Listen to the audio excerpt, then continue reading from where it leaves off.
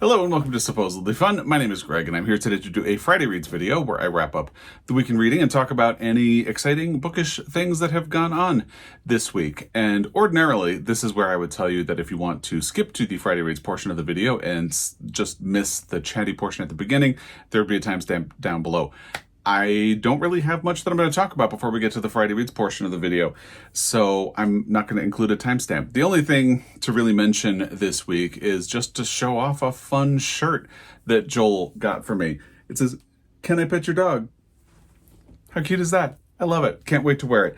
Today I'm wearing a WSU t-shirt in honor of my dog, Jamie, who we lost almost exactly 1 year ago. This coming week will be the 1 year anniversary of saying goodbye. So I'm wearing this in honor of her. I do have a Jameson t-shirt that I got when I was in Ireland. I'm going to save it for the anniversary so I can wear it in honor of her. So that's a sort of sad note to begin the video on, but let's get into the actual Friday Reads portion of the video. Now, I did not actually get a whole lot of reading done this week because I haven't been feeling great. It's a whole thing. We don't have to get into it. And because I haven't been feeling great, I also really have not been sleeping, like, at all. So I have attempted to read numerous times, and I've been so tired that I've ended up reading the same page over and over and over again. You know, we'll talk about the book that I'm currently reading, the one that I've really been struggling with that in a little bit. Ordinarily, I talk about the books that I finished in a week in the order in which I finished them. I think I'm going to kind of talk about the two books that I finished this week at the same time this week. However, because I do also want to let you know what the books are about, I am going to at least mention what the two books are and the summary of their plots, and then we'll talk about them. Because actually, I finished 2 story collections this week. I have been talking about how recently I decided I wanted to get back into reading story collections. It wasn't planned that I was going to read 2 story collections at the same time. If you follow along, you probably know what one of them is. I finished The History of Sound by Ben Shattuck. That was what I was listening to on audio, and I was savoring that book. I talked about that a lot in my last Friday Reads video, which will, of course, be linked down below. So they just kind of ran into each other, and it was just happenstance that I ended up finishing 2 story collections in 1 week, but it makes it a little fun to talk about them together. But the first one I finished was actually Highway 13 by Fiona McFarlane. In my last Friday Reads video, I mentioned that I had read the first 2, maybe 3 stories. I think it was 3 stories. And I mentioned that I had had a really hard time getting off the ground, but I felt like in that 3rd story, I was finding my footing. So I was really looking forward to getting further along in this collection. Ultimately, I lost my footing, like, immediately, being honest. So let me just remind myself, just orient myself back in the stories. But yeah, it was, I believe, the 3rd story that ended up being my favorite. That's Abroad, 2011. And it kind of immediately lost me again. The premise of this is that all of these stories are linked very closely. They follow the impacts of a serial killer in Australia. There are some stories that happen while the crimes are being committed, some that happen right before, some that happen right after. It moves back and forth in time a lot. And even there's one chapter story that is set in 2028, so kind of in the future. And all of them are linked together because all of these stories center on people who either live in the town or have been impacted. And it sort of moves around at a certain point, it's almost predictable ways. The one thing this book does not do, which I really appreciate, is give you any perspective into the killer or the crimes themselves. You never see a victim as they are being murdered or anything like that. You never get the perspective of the killer, because the reason I appreciate that is that it's sort of like The Five by Hallie Rubenhold, which is probably my favorite true crime book, which is about the Jack the Ripper murders, but it barely mentions Jack the Ripper at all. It's really about the victims and their lives and sort of gives their stories back to them. And it's also in the same mode as Last Call, where you are not sensationalizing these crimes. You are not sensationalizing what happened to these people, but you are exploring the impact of crime, not just and the lives before, because there is at least one story that is in the 1950s or 60s. I can't remember which. Each of the stories has a year for where it is set. So 1950 is the earliest story that we get. And it sort of just moves around in time, but they all deal with, some of them are a little predictable. It starts to feel like you're going to get the perspective of a police officer who investigated the crimes. You're going to get the perspective of a lawyer who was involved in it, and so on and so forth. But you also just get people who live in the town. That's the premise of this book. Ultimately, I don't think it really lived up to the premise. Part of that is that I mentioned this last week as well.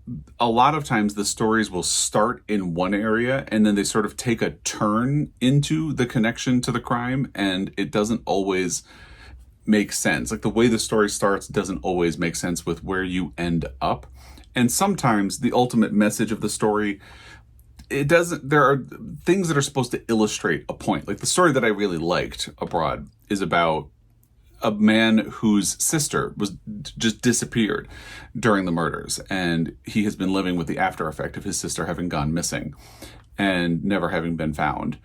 And he feels a lot of anxiety. So the story sort of invents a scenario that will sort of trip that anxiety and let you feel how uncertain he is in the world. But it feels like a weird scenario and it doesn't quite connect. So you understand what Fiona McFarlane is illustrating through this story, but it feels like an odd way of doing it. But still, I really appreciated that story. But that is kind of the way things go in here. And I admit, I almost DNF'd this book. I was really close to DNFing this book because I just wasn't liking it. I wasn't enjoying it very much. And one of the things I've been working on this year is that I have been trying not to force myself to finish anything that I'm not enjoying. I've embraced the DNF, but I admit there was a sense of curiosity, especially since one of the stories sort of identifies that the mother of the serial killer is named Lucinda. And I looked at the contents and realized that the final story in the collection is Lucy. And I was thinking, Lucinda, Lucy. And it's set in 1950. So I felt like I wanted to hang in for that story and that perspective. And that's ultimately what I did. Was it worth it? Not really. Admittedly, I feel like telling you what this collection is about gives you the entire experience of this book. I don't really think you actually get that much out of reading it, which feels like a terrible thing to say, but I feel like this book is all concept and not really execution. And I should also mention, I feel bad about this. However, I was gifted this finished copy. I requested a review copy from FSG and they sent it to me for a review, but hey, you got to be honest with your review, and this is how I feel.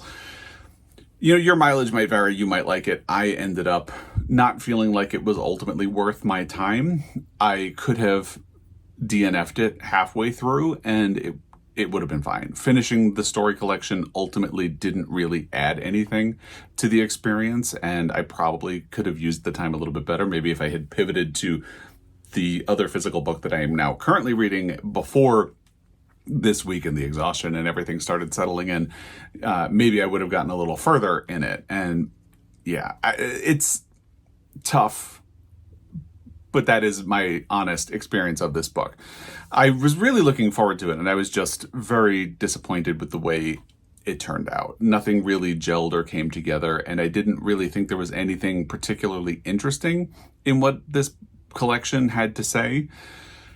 And there we are.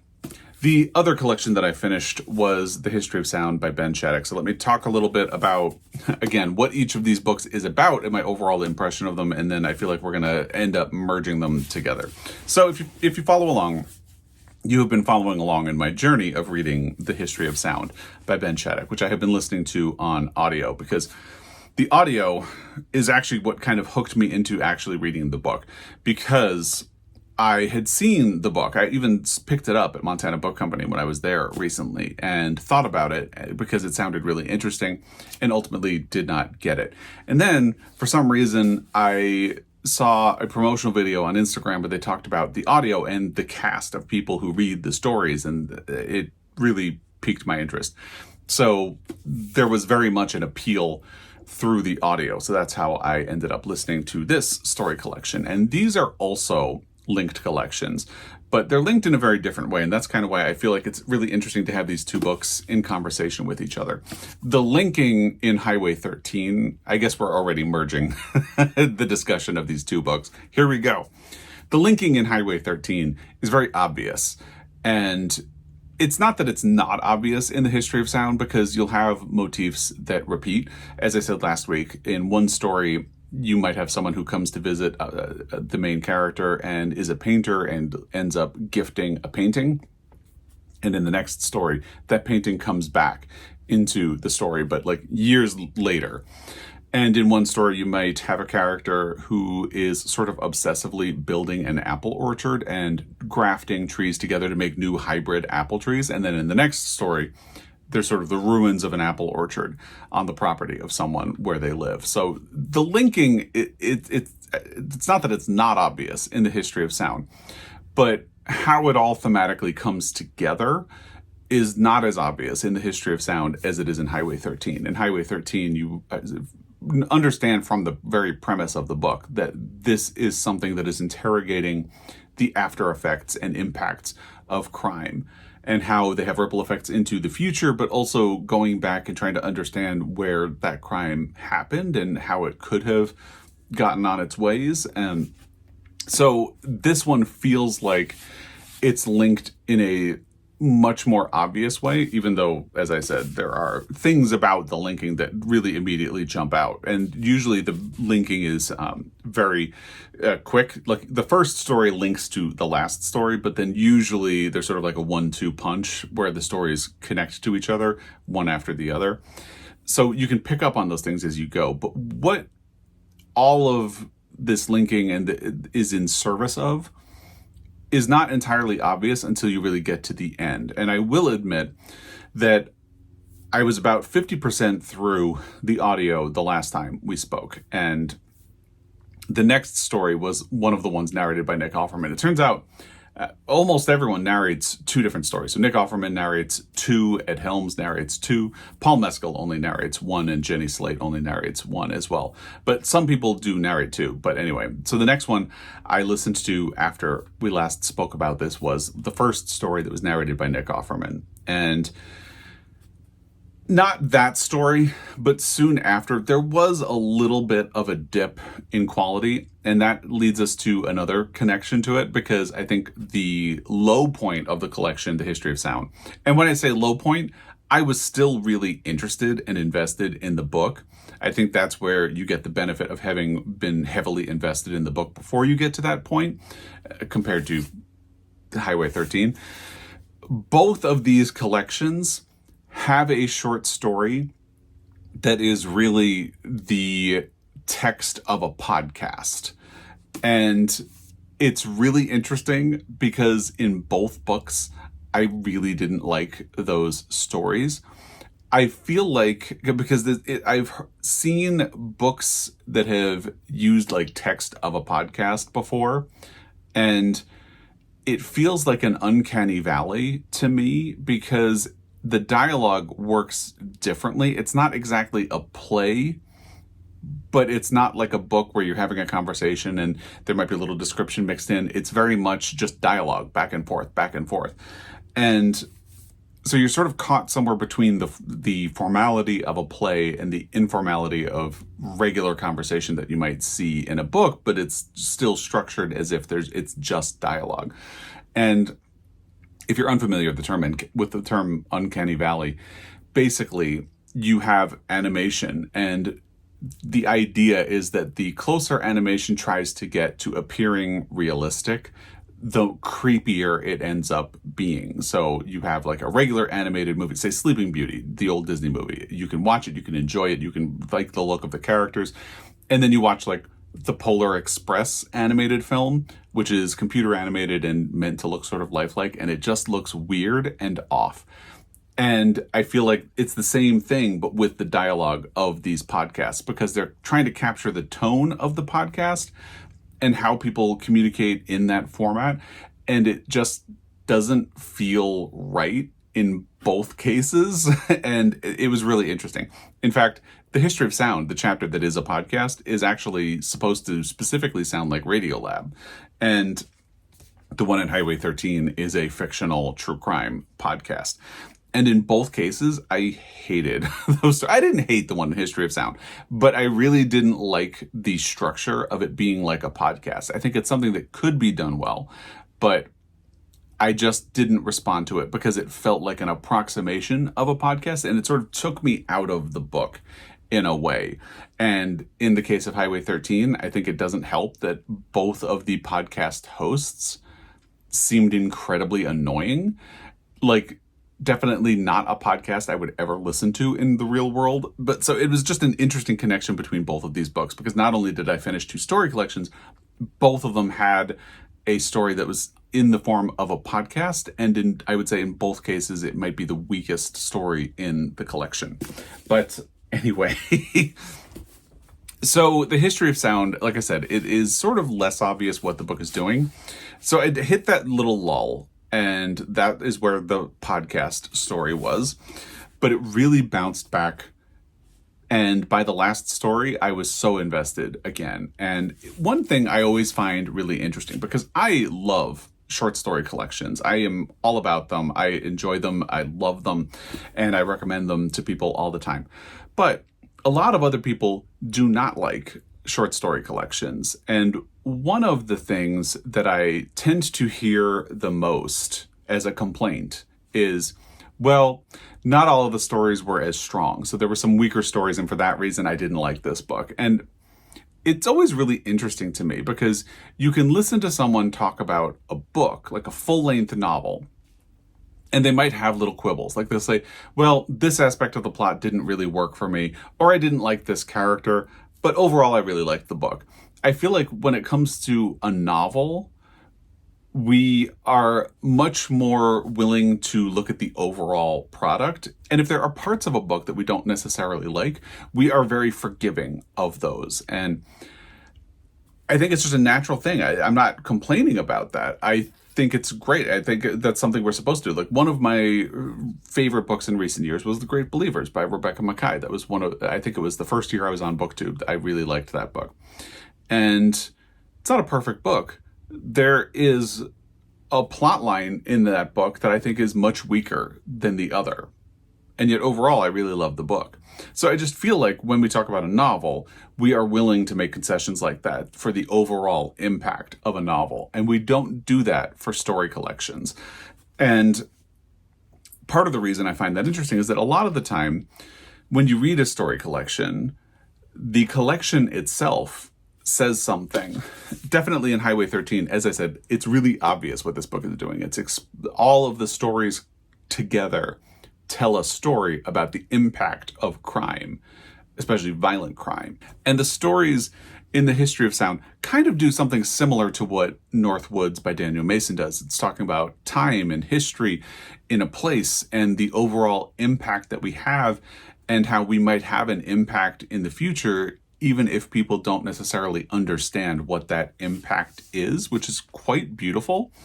And when you take all of the stories together, even the one or two that I thought were a little bit weaker, I think that's a really powerful message, and I think it comes across incredibly well. So ultimately, even though there were one or two stories that I didn't think were as strong as the others, this is still going to be one of my favorite books of the year, and I would absolutely recommend it to you. And I know a lot of people have been reading it and enjoying it, and ultimately, I just really liked the book. So that's my PSA about short stories, because I do think it's just interesting where when you say one story was weaker or a couple of stories were weaker, I tend to think of them almost like sometimes with a painting, you have to take a step back and be able to see the whole thing.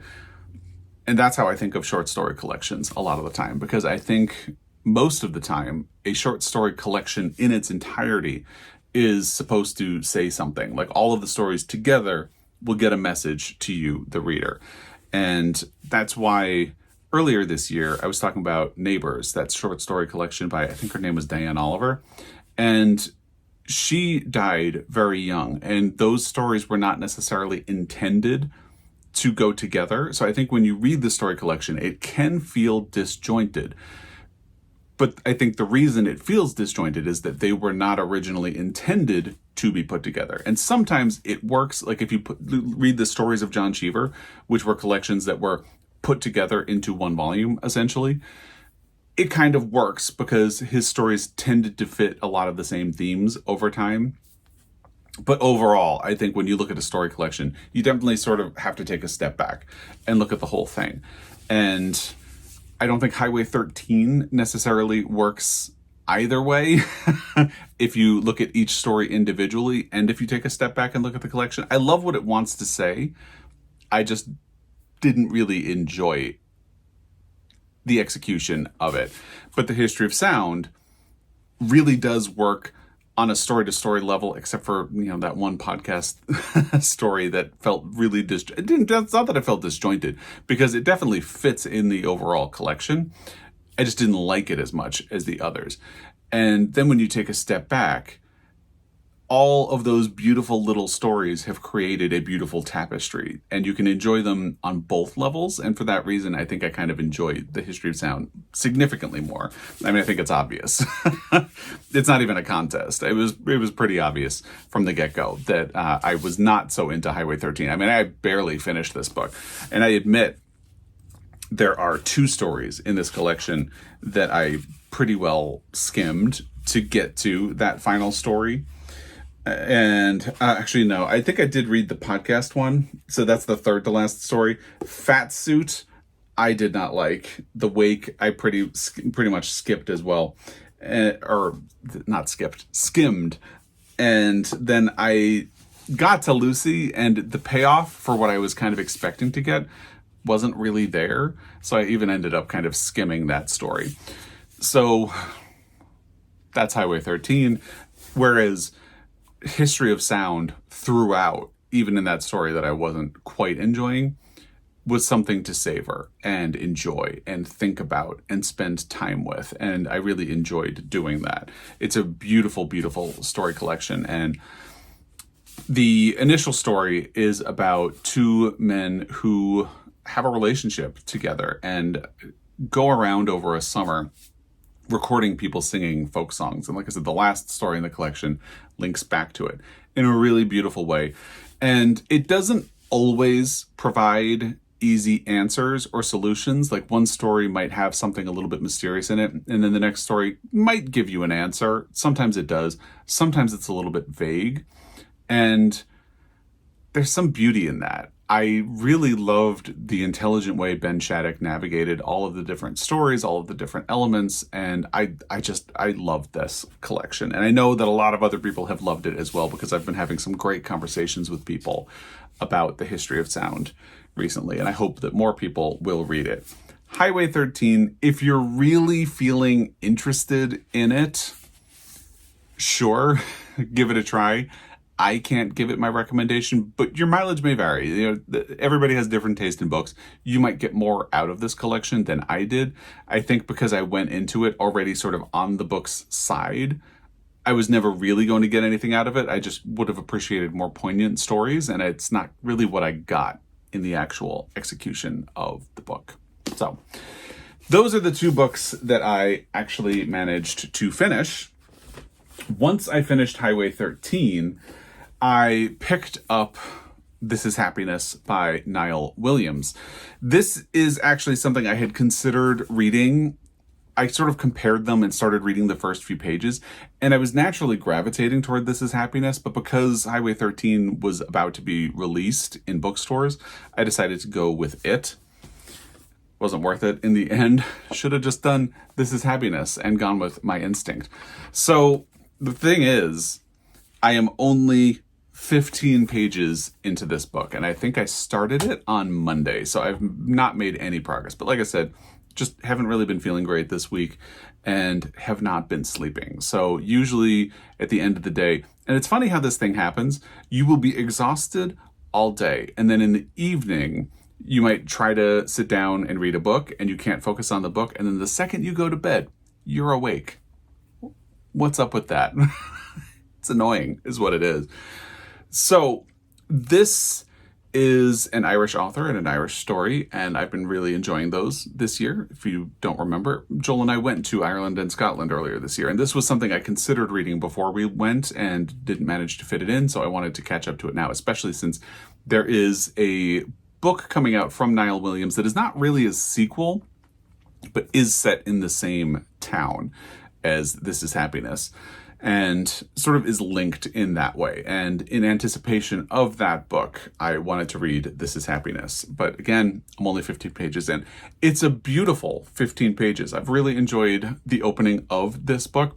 So you have the town of Faha in Ireland, and the story is about electricity coming to the town. And it's a love story, I believe, as well. And of course, it's about life. It opens where Faha is a very rainy town, and the rain has just stopped. And there are some really beautiful ways of describing the rain and the way people learn to live with it. And it's just really interesting. And the way Niall Williams characterizes the town, and it's told from the perspective of someone in the future from where the events are. And the way it moves back and forth and will add shades of perspective and color on the events that it is portraying has been really interesting.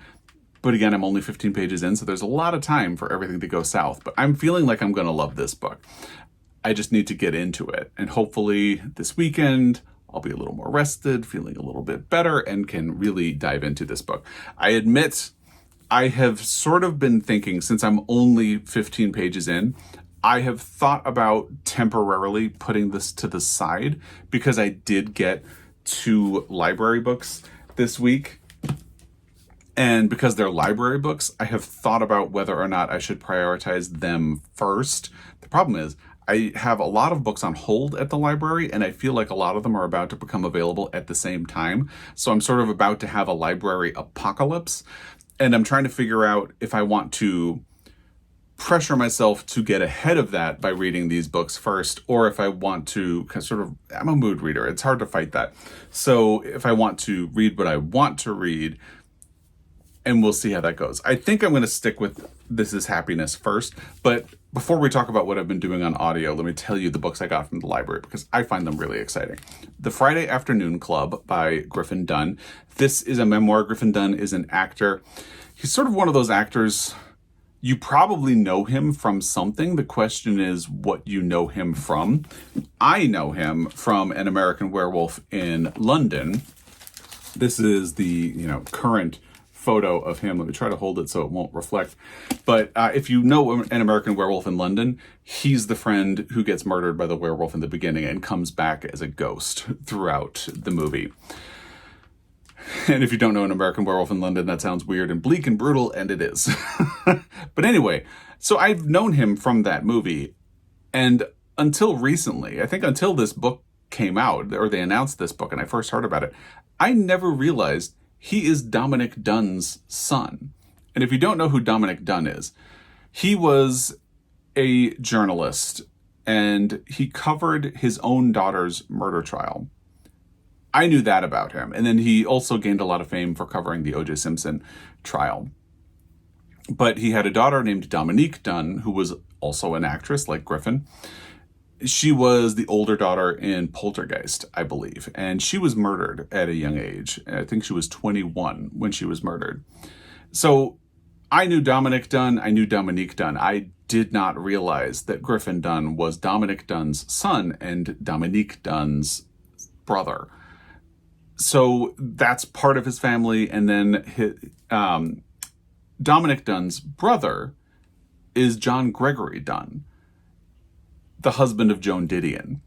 So through marriage, he is also the nephew of Joan Didion and was very close to her, I believe, especially in her later years. He spearheaded the documentary about her, and I'm blanking on the name of it. But anyway, Joan Didion is right there on this family photo. So this is Griffin Dunne's memoir of his family and growing up with all of these things. Of course, the sort of spectral presence of his sister and the crime that happened to her lingers over it from what I've heard. He did a really interesting interview about this book as well. And it just sounds really fascinating, and I've heard really good things about it. So this feels like a heavy contender for my next book. But the other library book that I just got is Enlightenment by Sarah Perry. And you can tell I'm not having a bitter booker year like I was last year, because I was interested enough in a lot of the books from the long list that I put holds on them at the library. And this is the first one that came up. Meanwhile, I have had Headshot by Rita Bullwinkle on hold at my library since June, and I am still waiting for it. Oh well. So, of course, this one sounds really interesting as well. And it feels like from the opening pages, it might read quickly.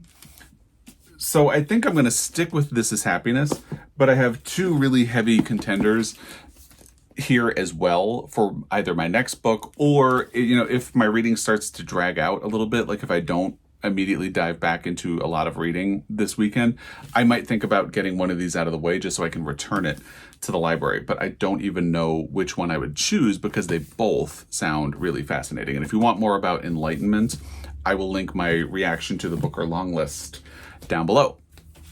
In terms of audio, once I finished The History of Sound, which I think I managed to do on Tuesday, possibly Monday, I think it was Tuesday, I started going very quickly once I got past the 50% point of the book.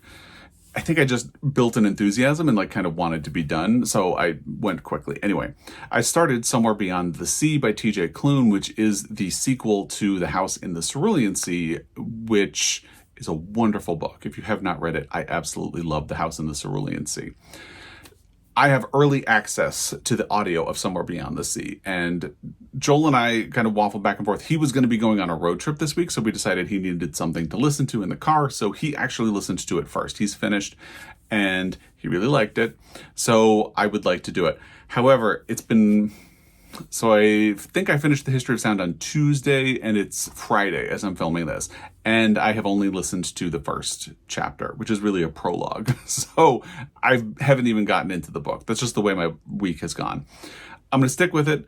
The audios of these books are great. The narrator is wonderful. So I'm really looking forward to diving back into this world. I just haven't made it very far yet. It is what it is. So that's what I've been up to this week and what I've been reading and all my thoughts on those books. If you have read any of these or if you have thoughts about these, let me know in the comment section down below. I would also love to know what you've been reading, loving, watching, all of that in the comment section down below. As always, I really appreciate your time, and I will be back. Until next time, happy reading.